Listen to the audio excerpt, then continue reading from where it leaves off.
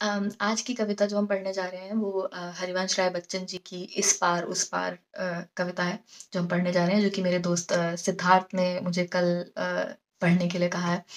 और उसका एक स्टैंजा इन पर्टिकुलर उसने मुझे पढ़ने के लिए बोला है। और ये बहुत रेलेवेंट है क्योंकि आजकल मुझे लगता है हम सभी के अंदर ये भावना है कि जैसे आसमान गिर रहा हो, दुनिया ख़त्म हो रही हो। और ये हरिवंश राय बच्चन जी ने काफ़ी अच्छी तरह उस भावना को कैप्चर किया। तो हरिवंश राय बच्चन जी की इस पार उस पार। संस्कृति के जीवन में सुबह के ऐसी भी घड़ियां आएंगी जब दिनकर की तमहर किरणें तम के अंदर छिप जाएंगी, जब निज प्रियतम का शव रजनी तम की चादर से ढक देगी, तब रविश शिपोषित यह पृथ्वी कितने दिन खैर मनाएगी। जब इस लंबे चौड़े जग का अस्तित्व न रहने पाएगा, तब तेरा मेरा नन्हा सा संसार न जाने क्या होगा। इस पार प्रिय मधु है तुम हो, उस पार न जाने क्या होगा।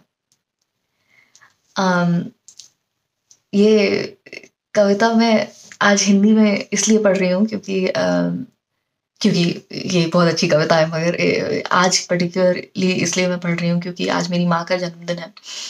और मेरा जो रिश्ता है हिंदी साहित्य के साथ वो एक तरह से सिर्फ इसलिए है क्योंकि मेरी माँ की काफ़ी रुचि थी हिंदी साहित्य में।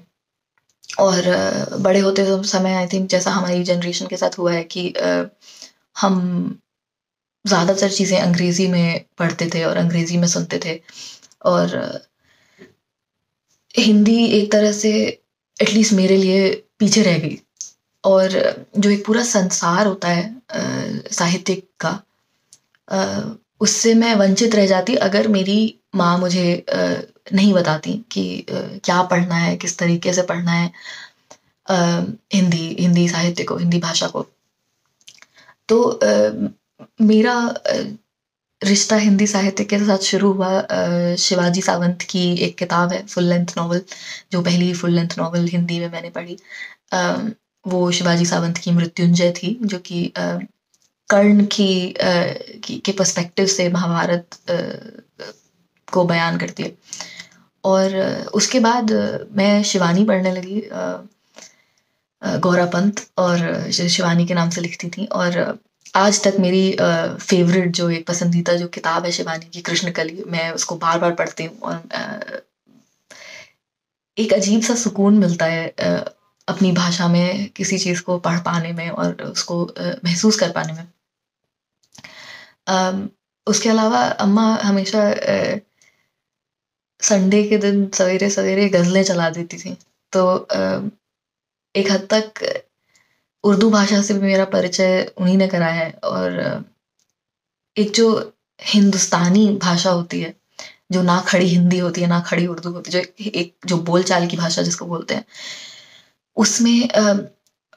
उसमें बात कर पाना, वो शब्द समझ पाना जो खड़ी हिंदी से या खड़ी उर्दू से आते हैं। मुझे लगता है मैं बहुत लकी हूँ कि मेरी माँ इतना इंटरेस्ट रखती थी, इतनी रुचि रखती थी हिंदी साहित्य में, कि उन्हें ये सारी चीज़ें पता थी और वो मुझे सिखा पाई। और जन्मदिन मुबारक हो अम्मा, happy birthday to you, what a glorious mother you been, and I don't think that I would be half the person that I am अगर तुम नहीं होती तो।